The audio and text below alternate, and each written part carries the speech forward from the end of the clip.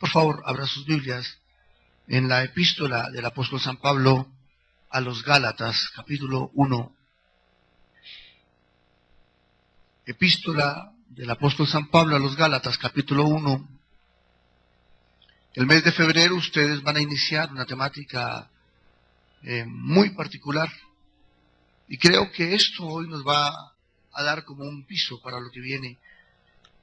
Y el tema del próximo mes es afirmando nuestra identidad como discípulos, ¿no?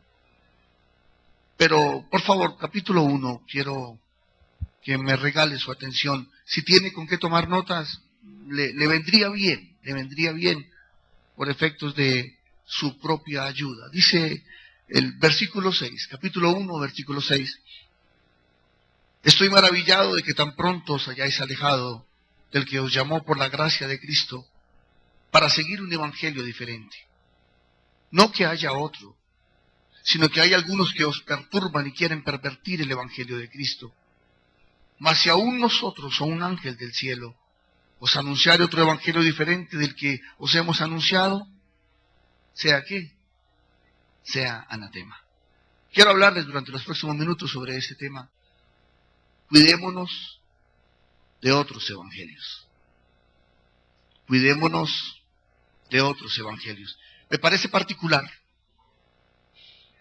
que la única expresión en el Nuevo Testamento donde se le puede acusar a un creyente de ser anatema, ¿sabe lo que significa la palabra anatema?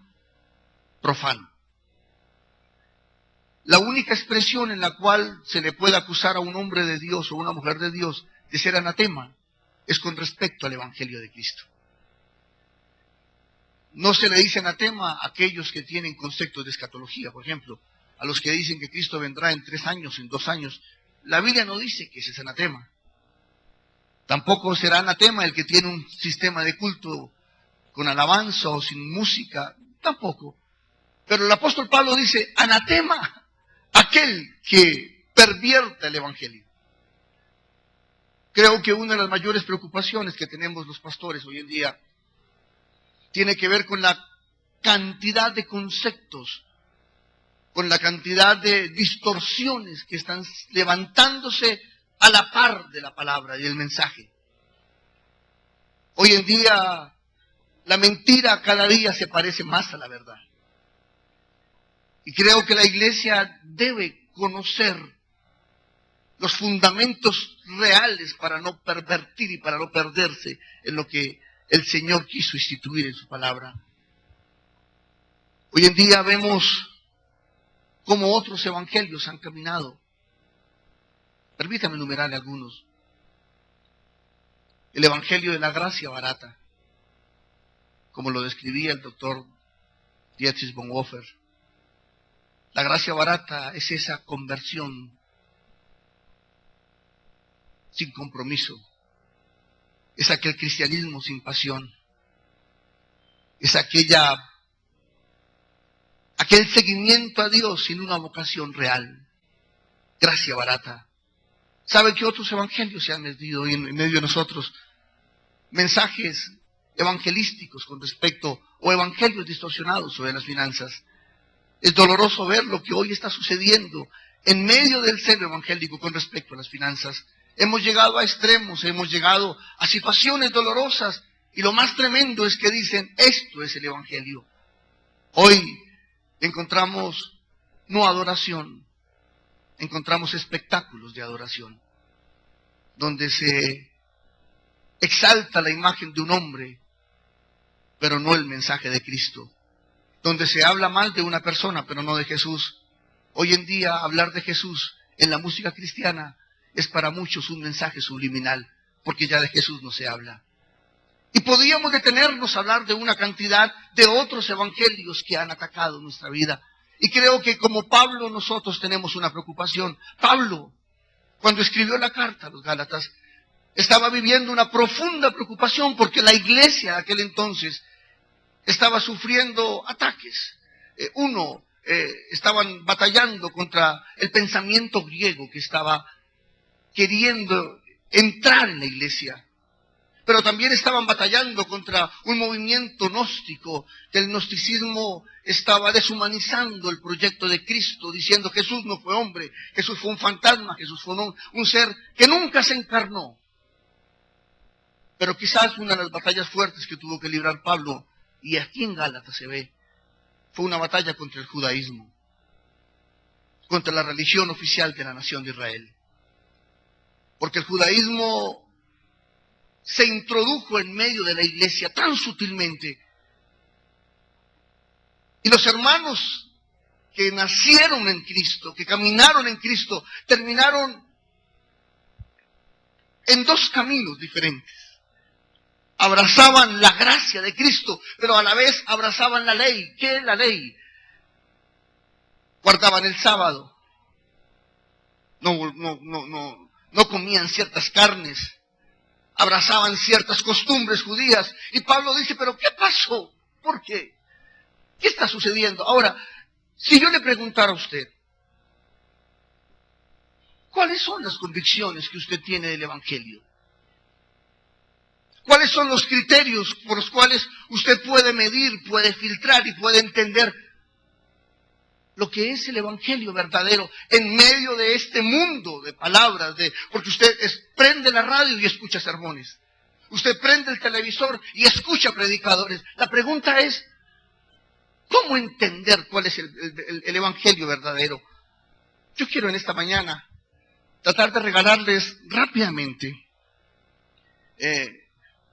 4 elementos que creo indispensables que la iglesia pueda entender y pueda conocer para caminar en el Evangelio verdadero.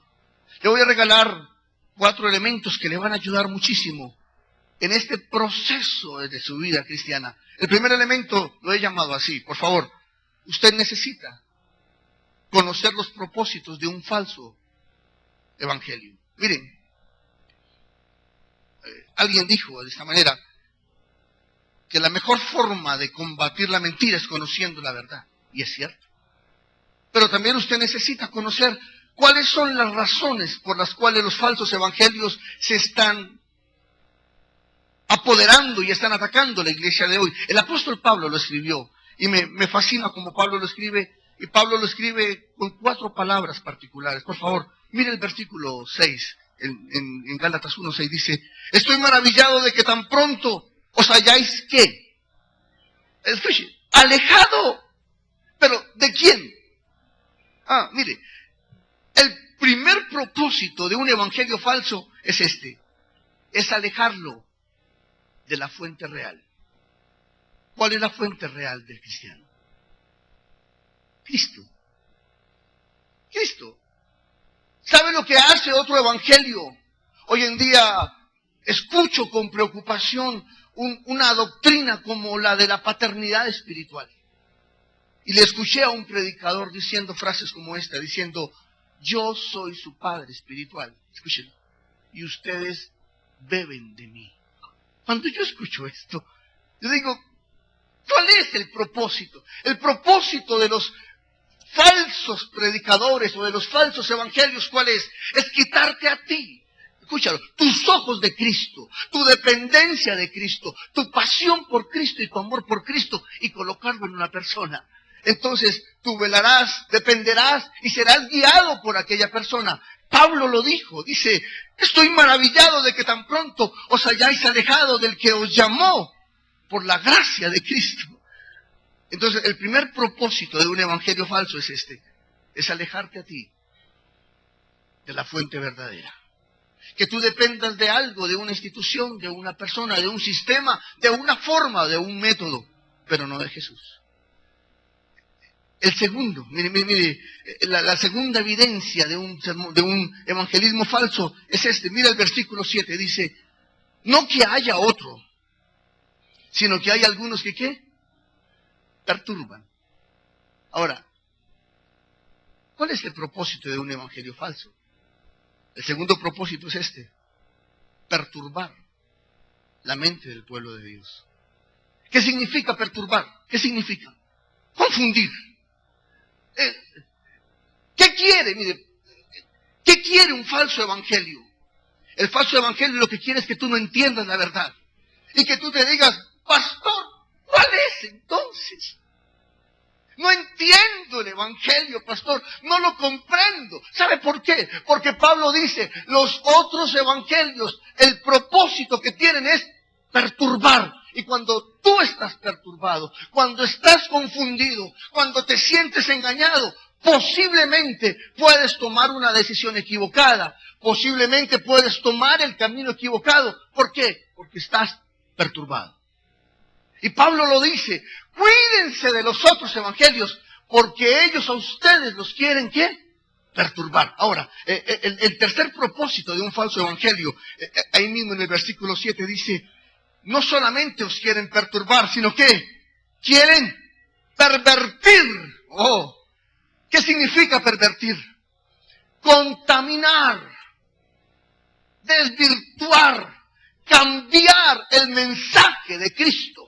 No solamente quieren que usted sea confundido, sino quieren cambiar el mensaje de Cristo.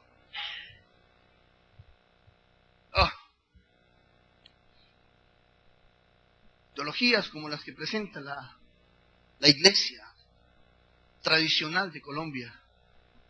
Teologías donde dicen, no se preocupe que si usted muere, escúchese, no se preocupe que si usted muere, usted va a un lugar de tormentos, a un lugar donde se purgarán sus penas, pero sus seres queridos aquí en la tierra, con algunas indulgencias lo van a sacar a usted de ese lugar de tormento y usted podrá ir al cielo. ¿Qué es esto? Una perversión de la verdad. Todo aquello que se ha transformado de lo que la palabra de Dios dice es una perversión. Y hoy andan algunos caminando diciendo que son el Cristo, diciendo que son ellos el canal de salvación. Esto son perversiones del evangelio. Ahora, el cuarto propósito de un evangelio falso está en el capítulo 5. Me gusta esta expresión de Pablo. Mire el versículo 7, dice, vosotros corríais bien. ¿Qué pregunta Pablo? Ajá. ¿Quién os estorbó? El cuarto propósito de un evangelio falso es este: estorbar el camino del creyente. Quiere colocar una zancadilla en tu caminar. Quiere colocar un obstáculo, quiere colocar cualquier impedimento que haga que tú, escúchalo, sigas el camino de verdad. Entonces tú necesitas comprender cuáles son para tu vida, escúchalo, cuáles son los propósitos de un falso evangelio. Si quieres, repite las palabras conmigo. Los propósitos son, el primero, ¿cuál es? Alejar. El segundo, perturbar. El tercero, pervertir. Y el cuarto, estorbar. Si lo que escuchas está produciendo en tu vida esto, lo más probable es que estás escuchando un evangelio falso. Si lo que escuchas afuera no te está haciendo daño, y si lo que escuchas acá te acerca a Cristo, es porque estás escuchando un evangelio verdadero. Amén. Ahora, lo segundo que quiero trabajar contigo es eso. Rápidamente, usted necesita conocer los enemigos del evangelio. Por favor. El primero eran los propósitos del falso evangelio. Ahora, lo segundo, ¿cuáles son los enemigos del evangelio? Te voy a regalar 3 rápidamente. El primer enemigo, capítulo 3 de la carta a los Gálatas. Pablo dijo, oh Gálatas insensatos, ¿quién os fascinó para no obedecer a la verdad?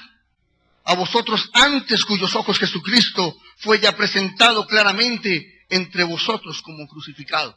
¿Sabe cuál es el primer enemigo del verdadero evangelio? Yo lo llamé así: la ignorancia. ¿Sabe a qué me refiero con la ignorancia? Me refiero a la falta de conocimiento del pueblo de Dios. Dijo un estudioso de la iglesia en los últimos días, dijo esta frase. Dijo, nunca antes en la historia de la iglesia, en la historia de la iglesia, se había visto un crecimiento tan fuerte como en las últimas décadas. Pero tampoco nunca antes en la historia de la iglesia se había visto un analfabetismo tan grande en la misma iglesia. Analfabetismo bíblico, gracias pastor. ¿Saben qué es impresionante? La falta de fundamento doctrinal que hoy se ve en nuestras congregaciones y en las personas creyentes. ¿Sabe qué me impresiona? La cantidad de sermones emotivos, la cantidad de sermones motivacionales, la cantidad de sermones psicológicos o humanistas que se escuchan y que pululan hoy en los altares. Pero me impresiona la carencia de fundamento doctrinal. Me impresiona la carencia de fundamento en medio del pueblo creyente, donde muchos hoy están batallando con respecto a su salvación y se preguntan, ¿soy salvo o no soy salvo? Donde muchos se preguntan, ¿Cristo me perdonó o todavía no me ha perdonado? Esto es el resultado, ¿sabe de qué? De una falta de conocimiento de la palabra de Dios. Porque hoy la iglesia adolece de una pasión por las Escrituras. Hoy la iglesia adolece de una ausencia de sentarse a los pies del Maestro y escuchar la doctrina, la enseñanza y la verdad de Cristo. No tenemos tiempo para esto. Hoy estamos tan ocupados en tantas cosas, en un mundo tan acelerado, en un mundo tan ligero, en un mundo donde todo se está haciendo a nivel microondas. Ya no hay espacio para la doctrina y para el fundamento, no hay. Y creo que la ignorancia en medio de la iglesia está produciendo, hermano mío, mortandad, anemia doctrinal. Está levantando una iglesia raquítica, una iglesia sin fundamentos y sin bases sólidas. Y cualquier viento, cualquier movimiento, cualquier error humano está llevando a la gente a una hecatombe. ¿Sabe por qué? Porque no han construido su vida sobre el fundamento que es Cristo. Tan solo 5 personas levantaron su manito cuando el pastor Elías dijo, aquí está esto. Ojalá los demás hagan parte de un proceso.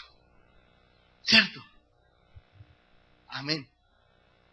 Pero ojalá usted haya diligenciado esto, porque usted dice, el deseo de conocer a Cristo en la palabra, para mí es una pasión.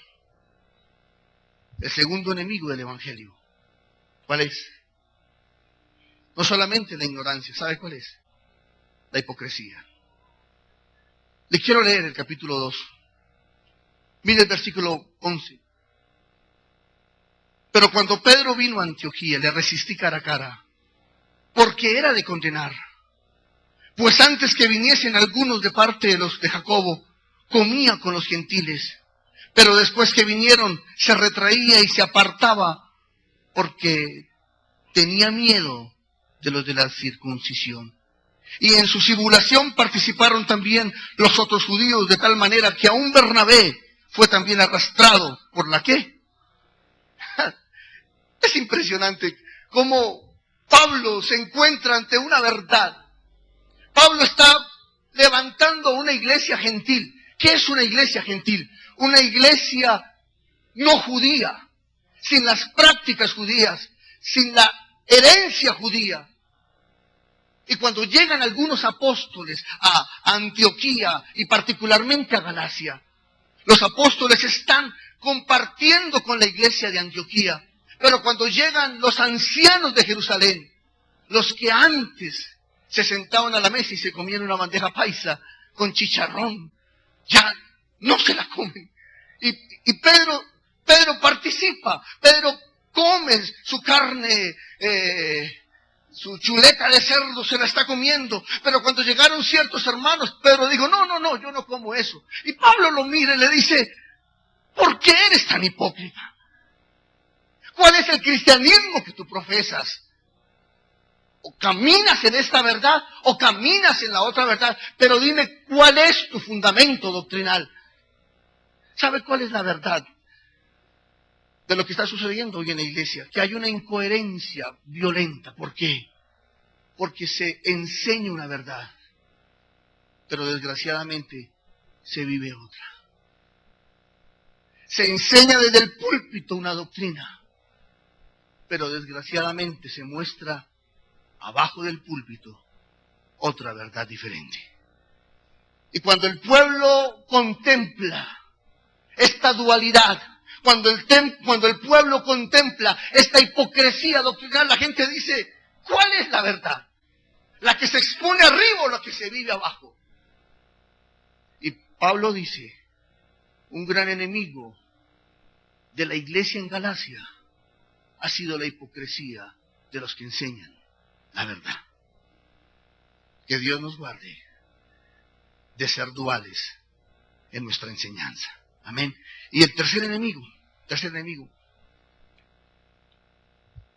¿sabe cuál es? La religión.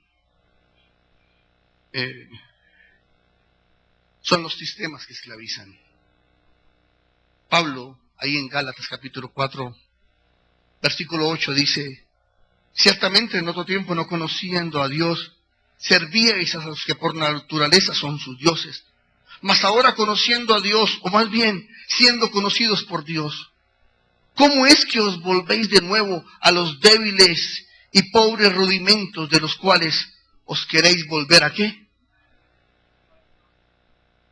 Pablo, yo pienso que Pablo, si hubo algo que a Pablo le dolió en el alma, fue el retroceso de la iglesia en Galacia.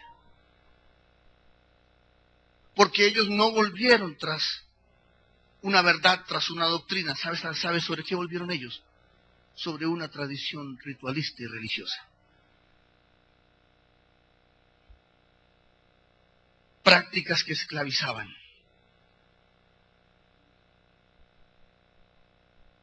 Porque si de algo tenía la ley, era que el ser humano a través de la ley nunca podría ser libre. Por eso Jesús dijo, tú conocerás la verdad y la verdad te hará libre. Escúchelo, el evangelio de Cristo es libertad, no libertinaje, libertad, libertad. Y en ocasiones, nosotros creemos que nuestro evangelio es una forma, es una tradición, es una práctica, es una liturgia. No, escúchalo, Cristo es mucho más que tu ropaje.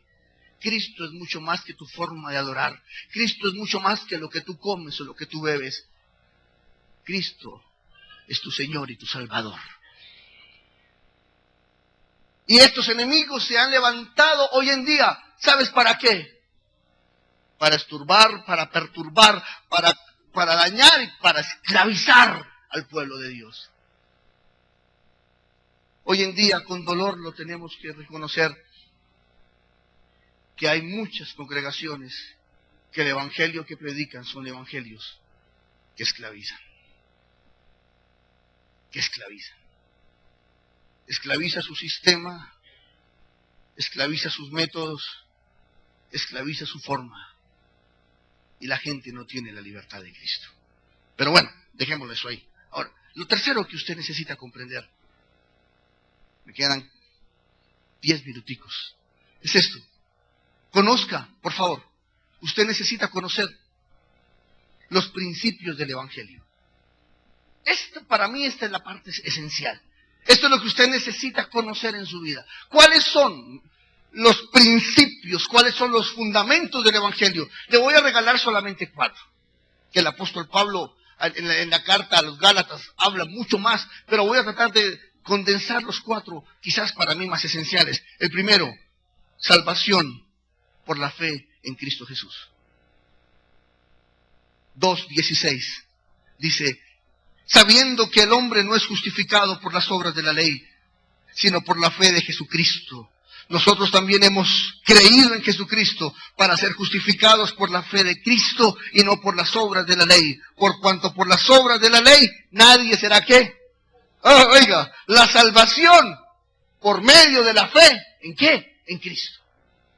Estos son los pilares de la doctrina de Cristo. Estos son los pilares de la doctrina de la iglesia de Cristo. Y este es el pilar de la doctrina de la iglesia cristiana, discípulos de Cristo. Somos salvos por la fe en Cristo Jesús, porque no hay, escúchelo, otro mediador entre Dios y los hombres, sino Jesucristo hecho hombre. No es por lo que tú hagas, no es por lo que tú te esfuerces, no es por lo que tú corras, es por la misericordia y por la gracia de Cristo que tú eres salvo. Amén. Aleluya. Son los pilares. Ahora, ¿cuál es el segundo pilar de la fe? Es este. Este me fascina, me fascina. Capítulo 2, versículo 21. Mira la primera frase del versículo 21, dice, no desecho que la gracia. El segundo pilar es la salvación por medio de la gracia. ¿Qué significa? ¿Sabe qué me apasiona a mí? Que sin merecerlo, escúchelo, que sin haber hecho méritos alguno, que antes de que yo fuese formado, Dios estaba pensando en mí. Que antes de que usted fuera formado, el Padre había preparado un camino de redención para usted. ¿Sabe lo que se llama esto? Gracia. Usted ha recibido el regalo más grande del cielo y es la gracia del Padre al enviarnos a su Hijo Jesucristo para que por medio de Él, usted y yo, en medio de nuestra muerte, tuviésemos vida. En medio de nuestra oscuridad, encontráramos luz. En medio de nuestro vacío, encontráramos la llenura de su gloria. El Evangelio no solamente es por fe, por creer en Cristo. El Evangelio es por gracia, es un regalo del cielo. Y estas son las primicias sobre las cuales usted se debe fundamentar. La tercera, esta me gusta. Capítulo 2, versículo 20. Dice, con Cristo estoy juntamente crucificado, y ya no vivo yo, mas vive Cristo en mí, y lo que ahora vivo en la carne lo vivo en la fe del Hijo de Dios, el cual me amó y se entregó a sí mismo por mí. ¿Sabe cuál es la tercera premisa del Evangelio? La tercera verdad es esta: salvación para una nueva vida en Cristo aquí en la tierra. Miren, a mí me apasiona, porque la obra de regeneración de Cristo, porque la obra de santificación del Espíritu Santo no tiene otra razón. Miren, aunque incluye la vida eterna, la incluye, escúchelo, pero también incluye la vida en la tierra. Y la salvación a través de Cristo, por medio de la fe, por medio de la gracia, ¿sabe para qué es?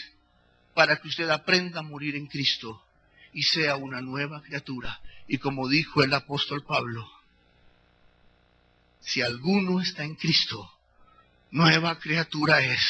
Las cosas viejas pasaron, he aquí, todas son hechas nuevas. ¿Cuál es ese fundamento doctrinal? Que a través de Cristo Jesús, que a través de su sacrificio, que a través de su obra y a través del Espíritu Santo, tú puedes ser una persona diferente. Pablo dijo, el que robaba no robe más, el que mentía no mienta más, el que adulteraba no adultere más. ¿Por qué? Porque en Él somos suficientes para ser diferentes. Pablo le escribe a los colosenses y dice, en Él estamos completos. Espectacular, ¿cierto? Ahora, la cuarta premisa, y ya, creo que ya con esto. ¿Sabe cuál es la cuarta premisa? Salvación para vivir una vida en el Espíritu Santo. Gálatas 5, del 18 en adelante. Pablo está hablando y diciendo, ustedes antes eran hombres fornicarios, idólatras, envidiosos, ladrones, tramposos, de todo eso, ¿cierto? Usted sabe, aquí está hablando Pablo. Pero el apóstol Pablo cuando dice, pero cuando ustedes recibieron a Cristo sobre sus vidas, escúchelo, pasaron 3 cosas. 1, vida eterna. 2, recibieron dones. Y 3, ustedes se convirtieron en el templo del Espíritu Santo. Escúchelo. Y Pablo lo dice en la carta a los Efesios, creo que que dice que el mismo Espíritu que resucitó a Cristo de entre los muertos es el que mora corporalmente en nosotros y nos ha dado su poder, nos ha dado su gloria. Y ahora usted y yo podemos caminar bajo la llenura del Espíritu Santo de Dios. Por eso tenemos la capacidad de vivir un cristianismo diferente. Amén. Ahora, termino con eso, ya, como conclusión. Usted necesita, escúchelo, conocer los filtros del Evangelio. Filtros, como cuarto principio ya. ¿Cuáles son los filtros del Evangelio? Le voy a regalar rápidamente. El primero, reafirme su fe en Cristo. ¿A qué me refiero? Hermanos, propónganse conocer la palabra de Dios. Propónganse conocer la obra de Cristo. Propónganse conocer el proceso completo de la cruz del Calvario. Lo que hizo la cruz del Calvario en usted. Conozca la obra de Cristo. Lo segundo, estudie responsablemente la palabra de Dios. Este es un filtro. Mi consejo, estudie el Nuevo Testamento. La doctrina de Pablo. ¿El Antiguo Testamento es bueno? Sí. Pero saben, el Antiguo Testamento es la sombra del Nuevo. Todo el cumplimiento de lo que se dijo en el Antiguo está en el Nuevo Testamento. ¿Hay que leer el Antiguo? Sí. ¿Hay que conocerlo? Sí. Pero nuestro fundamento doctrinal no está en el Viejo Testamento. Está en el Nuevo Pacto. Por eso usted necesita conocer la palabra. Y el tercer filtro que usted necesita, sencillo, es este. Pese a los maestros de los cuales usted está recibiendo la palabra. No preste sus oídos a un predicador quizás reconocido, quizás popular, pero sin mucho fundamento. Creo que si hay algo de lo cual la Iglesia Cristiana Discípulos de Cristo se ha preocupado, es porque sus predicadores se esfuerzan por enseñar a Cristo. Porque nos preocupamos porque la Iglesia conozca de Jesús.